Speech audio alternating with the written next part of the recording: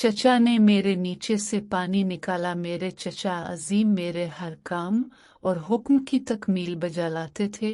वो मेरी हर ज़रूरत पूरी करते थे। मेरा नाम समीना है। मेरी उम्र 20 साल है और मैं गांव में रहती हूँ। दिन में मैंने चचा से कोई बात कही तो उन्होंने कहा कि पहले काजी राजी करना पड़ेगा। मैंने कहा, चचा क्या मतलब? उन्होंने कहा कि रात को मेरे कमरे में आना। रात के 10 बजे मैं उनके कमरे में गई तो चचा ने मुझे अपना काजी दिखाया। मैं देखकर डर गई। मैं देखने में काफी खूबसूरत हूँ और मेरे नैन निकश भी बहुत अच्छे हैं। मेरी खूबसूरती भी अपनी मिसाल अब है। मुझे अपने हसन पर बहुत ही नाज है। मेरी उम्मी अबू का मेरे बचपन में ही इंतकाल हो गया था। मैं इस वक्त काफी छोटी थी और मेरे अलावा मेरे पास कोई ना था। मेरा कोई बहन भाई भी नहीं था। मैं इस वक्त बहुत छोटी थी। सभी मेरी जिम्मेदारी लेने से डर रहे थे कि अगर कल को मैंने कुछ कर लिया तो वो खानदान वालों को क्या मुंह दिखाएंगे। उनकी बात भी दुरुस्त थी। इस वजह से कोई मुझे रखने वाला नहीं था।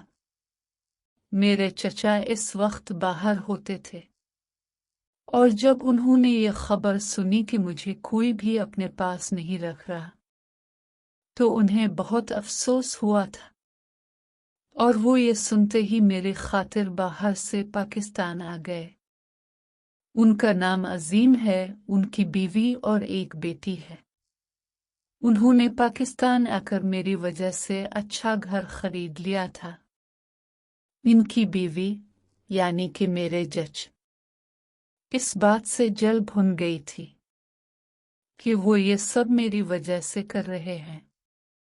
उनका बस नहीं चलता था कि मुझे घर से निकाल दे, लेकिन मैं अपने चचा की वजह से इस घर में बहुत खुश रहती थी।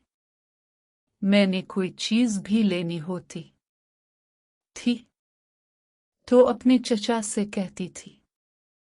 वो मुझे कोई भी चीज लेकर दे देते थे। मैं इनकी काफी शुक्रगुजार थी।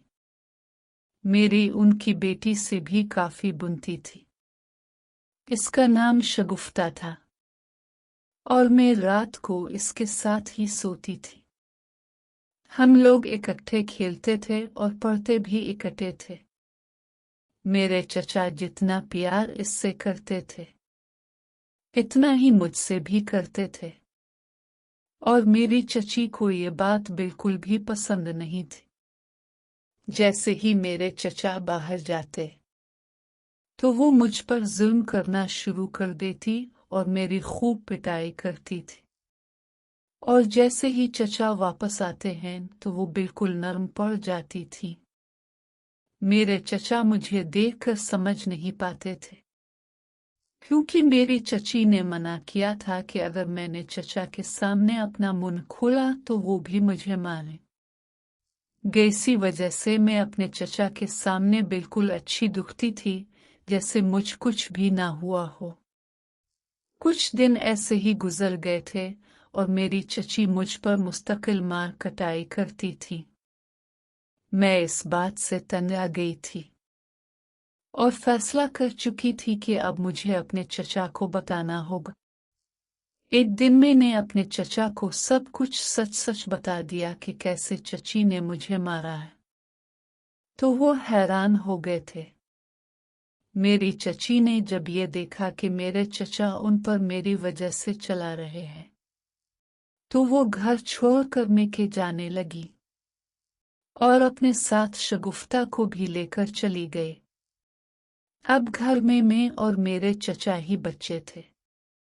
मैं काफी परेशान हो गई थी और रोने लगी थी कि मेरी वजह से मेरी चची चचा को छोड़कर चली गई है।